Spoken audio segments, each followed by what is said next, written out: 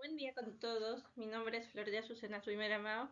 Soy médico residente del Servicio de Reumatología del Hospital María Auxiliadora por la Universidad Mayor de San Marcos.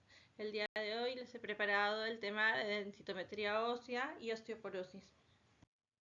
Bueno, este video está dedicado especialmente para pacientes y tiene la finalidad de dar a conocer la importancia de la detección oportuna de la osteoporosis mediante la técnica de densitometría ósea. Conocer cuáles son las poblaciones en riesgo de fractura en las cuales se debe hacer el tamizaje de osteoporosis. Entonces, vamos a empezar definiendo lo que es la densitometría ósea.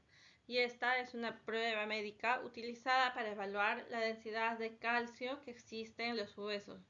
Esta se toma a partir de una especie de foto que se toma a una estructura ósea. Por ejemplo, en esta imagen la estructura ósea es la misma, pero vamos a ver que de acuerdo a la posición de esta estructura ósea nos da una imagen grande o pequeña.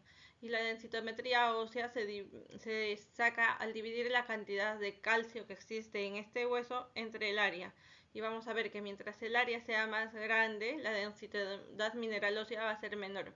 Entonces es importante que se tenga una buena posición de las estructuras al momento de tomar la densidad para llegar a una densidad ósea correcta. Y bueno, ¿para qué es que nos sirve la densitometría ósea? La densitometría ósea sirve para determinar la presencia de enfermedades como la osteoporosis y nos sirve para evaluar también el riesgo de fracturas.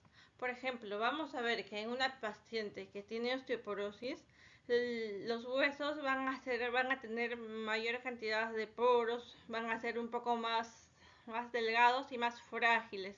Este es un hueso normal, por ejemplo, y este sería un hueso con osteoporosis. Y al tener esta densidad mineral ósea menor, este hueso tendría mayor riesgo de fracturas que este otro. Entonces, por eso es importante que el paciente tenga una buena densidad mineral ósea. Entonces, este paciente con osteoporosis debería recibir un tratamiento a base de calcio y otros medicamentos que nos servirían para tratar de revertir esta densidad que se ha perdido en este hueso y que vuelva a ser una estructura normal como esta, ¿no? Entonces esa es la utilidad que tendría esta densitometría ósea, por ejemplo. En cuanto a los cambios de densidad mineral ósea, normalmente la densidad mineral ósea varía con la edad. Cuando somos muy pequeños, la densidad mineral ósea es baja porque el hueso recién está en un proceso de osificación. Sin embargo, está aumentando con los años y se llega a un pico máximo de una densidad mineral ósea adecuada, aproximadamente en un valor de 1 a los 20 años aproximadamente. Este pico se mantiene en una meseta hasta los 40 o 50 años, en los cuales, por ejemplo, las mujeres llegan a la etapa de la menopausia y es donde este pico o esta densidad mineral ósea va cayendo y lo normal es que caiga a valores como valores más o menos entre 0,6 y 0,8 que serían los valores que se mantienen en la niñez, ¿no? Pero sin embargo, cuando hay una osteoporosis, estos valores pueden caer aún más, viendo la pérdida de calcio en nuestros huesos y diríamos que estos pacientes tienen osteoporosis, ¿no? Y entonces vamos a definir lo que es la osteoporosis. La osteoporosis es una enfermedad caracterizada por la baja cantidad de calcio y deterioro del hueso. Esta osteoporosis, por tanto, va a aumentar la fragilidad del hueso, va a haber un incremento de la fragilidad del hueso y un mayor riesgo de fracturas, por tanto. Y también vamos a ver que nos ayuda a valorar la presencia o historia de fracturas por fragilidad o traumatismo leve. Entonces, las pacientes o las personas que tienen osteoporosis ante una fractura, una caída mínima, ante un accidente con una caída mínima que puede ser de nuestra propia altura, podrían sufrir una fractura del hueso. Por eso es importante definir qué pacientes tienen osteoporosis, ya que para evitar estas fracturas ante un traumatismo leve deberían recibir tratamiento, ¿no? Entonces, para continuar hablando de lo que es osteoporosis, también tenemos que definir lo que son las fracturas vertebrales. Normalmente las fracturas vertebrales lo podemos ver con una radiografía simple, especialmente lo que es columna. En estas radiografías podemos ver colapsos vertebrales y son para nosotros importantes, tanto para lo que es el diagnóstico y para el pronóstico, ya que un paciente que ha sufrido una fractura vertebral tiene riesgo de hacer más fracturas en un futuro cercano. Entonces, en estas personas nosotros deberíamos valorar una densitometría ósea, ya que sería importante definir el diagnóstico de osteoporosis para un inicio de tratamiento. Por ejemplo, en esta vemos una fractura vertebral. La vértebra normalmente es de ese tamaño y acá vemos que la vértebra ha colapsado. Entonces, cuando vemos estas imágenes en una radiografía, podemos sospechar que el paciente haya sufrido de una fractura vertebral. Y estos pacientes serían los que nosotros tendríamos que orientar a tomar una densitometría ósea. Estas fracturas van a reducir el tamaño de la vértebra, como vemos acá. Esta es una vértebra normal, esta es una vértebra colapsada y la densidad mineral ósea es diferente. Sin embargo, la cantidad mineral ósea es menor, es, es la misma en ambas vértebras, ¿no? Pero la densidad mineral ósea aparentemente en esta va a ser mayor. Sin embargo, es por el colapso vertebral que nos da una aparente normalidad. Sin embargo, al definir una fractura vertebral, podríamos ver que este paciente sí tiene osteoporosis, ¿no? Y también ver el resto de la densitometría para poder definir el diagnóstico. En cuanto a la importancia de las fracturas vertebrales, para nosotros son importantes, porque estas fracturas vertebrales no constituyen un diagnóstico clínico o presuntivo de osteoporosis. Estas fracturas vertebrales pueden ser una indicación de terapia farmacológica. Y bueno, al mayor número de fracturas vertebrales podríamos tener mayor riesgo de fracturas futuras. Sin embargo, estas fracturas vertebrales son un factor predictor de fracturas futuras y independientemente de la densidad mineral ósea, ¿no? Que sea alta o baja. Sin embargo, en un paciente con fracturas vertebrales que se llama, es muy probable que nosotros encontremos una densidad mineral ósea baja. Por eso, si detectamos esto en una radiografía, sí se debería pedir la densidad mineral ósea para descartar una osteoporosis, ¿no? En cuanto a las densitometrías óseas control, ¿cuándo se piden estas?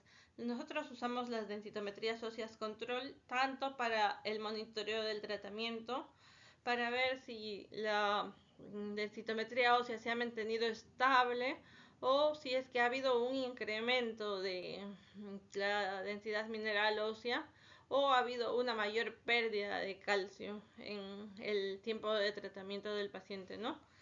Nos sirven también las densitometrías óseas controles en caso de un paciente que de inicio haya tenido una densitometría ósea normal, pero nosotros pedimos densitometrías óseas seriadas, ya que si un paciente, a pesar de estar en el rango de la normalidad, se ve una disminución de la densidad mineral ósea en densitometrías periódicas, también sería una indicación de inicio de tratamiento. Entonces es otra razón por la que podríamos pedir una densitometría ósea seriada o varias densitometrías óseas seguidas, de repente con intervalos de 6 meses, ¿no?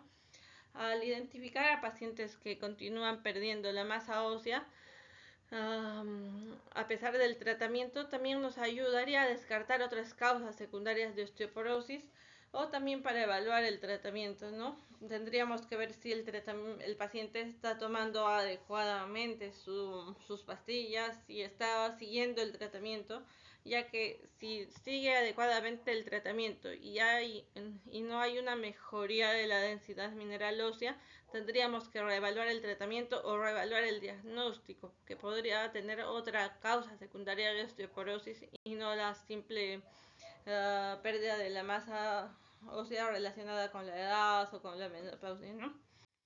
En cuanto al riesgo de fractura basado en la densidad mineral ósea, vamos a ver que la densitometría ósea se correlaciona con una de resistencia del hueso, ¿no? Cuando tenemos una densitometría ósea óptima o con valores en rangos normales, nuestro hueso debería tener menos riesgo de fractura.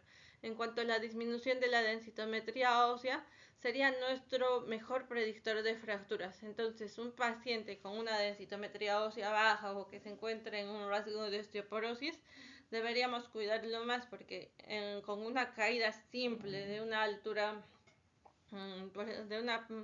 simple o de su propia altura podría sufrir una fractura. Entonces es un predictor de fracturas, por tanto, una densitometría ósea baja.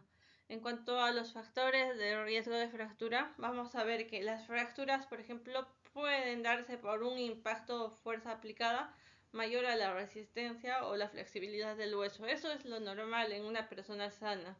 Sin embargo, la osteoporosis, vamos a ver que un paciente basta que se caiga de una posición de pie para sufrir una fractura, por ejemplo, de cadera, pelvis o antebrazo. Por tanto, es importante que nuestra densidad mineral ósea se mantenga en un rango adecuado, ya que si no es así, podemos tener un riesgo de fracturas muy fácilmente, ¿no? En cuanto a los factores de riesgo de osteoporosis, entre estos se encuentra la posmenopausia. ¿Y por qué la posmenopausia? Porque nosotros producimos hormonas que nos protegen de la descalcificación hasta el periodo de la menopausia. En cambio, en la posmenopausia se dejan de producir estas hormonas y la absorción de calcio en los huesos disminuye. Entonces, por eso es importante que se haga el tamizaje de osteoporosis en pacientes posmenopáusicas, ¿no? También es importante el uso de medicamentos. Podemos tener personas un poco más jóvenes que no estén en el periodo de menopausia todavía, pero que estén sometidas a tratamientos con corticoides. Entonces, estos medicamentos llamados corticoides pueden hacer que el paciente sufra una descalcificación. Entonces, estas personas que consumen corticoides por alguna enfermedad o por alguna causa, también deberían someterse a una densitometría ósea para valorar el riesgo de fracturas, ¿no? Y también los estilos de vida, ya que las personas que consumen alcohol, tabaco o que son sedentarias podrían tener un mayor riesgo de fracturas y una densitometría ósea baja, ¿no? Entonces son todos los grupos, o son algunos de los grupos que podrían o deberíamos someterlos a una densitometría ósea. ¿Cuándo se debe solicitar una densitometría ósea? Bueno, la densitometría ósea primero se solicita en pacientes con riesgo, ¿no? Que estén en los grupos que habíamos señalado anteriormente y que estén en riesgo de una densidad mineral ósea disminuida. También depende de los factores individuales, ¿no? Pacientes con alguna enfermedad, alcohólicos o que tengan una característica, que hayan sufrido fracturas, en ellos podemos pedir. En cuanto a las contraindicaciones, no hay contraindicación absoluta, casi todos se pueden realizar una densitometría ósea, excepto durante el embarazo, ya que como se trata de, o usa rayos X para realizar el procedimiento, entonces las mujeres embarazadas no deberían someterse a una densitometría ósea, ¿no? En cuanto a las técnicas para valoración de densidad mineral ósea, tenemos diferentes técnicas para la valoración de la densidad mineral ósea. La principal o la que usamos normalmente es la densitometría ósea, esta porque es rápida, precisa y somete al paciente a una dosis baja de radiación. Para su realización usa un tubo de rayos X. Y bueno, entre las zonas o donde normalmente tomamos la densidad mineral ósea está en la columna y en el fémur proximal. Y bueno, hay otros equipos que pueden tomar antebrazo o otras partes del cuerpo, pero nosotros para el diagnóstico usamos la densitometría ósea de la columna y del fémur. Es la parte que nos interesa para diagnosticar esto. En cuanto al diagnóstico de osteoporosis mediante la densitometría ósea, nosotros usamos el parámetro que se llama T-score y normalmente llamamos osteoporosis cuando el paciente se encuentra en menos de 2.5 desviaciones estándar. Esto para la tabla, ¿no? Y normalmente lo usamos en mujeres posmenopáusicas. No lo usamos en varones ni en mujeres jóvenes. Normalmente en las personas jóvenes si es que nosotros usamos una parte que se llama el Z-score y sirve para determinar otras enfermedades poco frecuentes, por ejemplo, osteoporosis secundarias, ¿no? Bueno, espero que les sirva de algo esta capacitación y muchas gracias.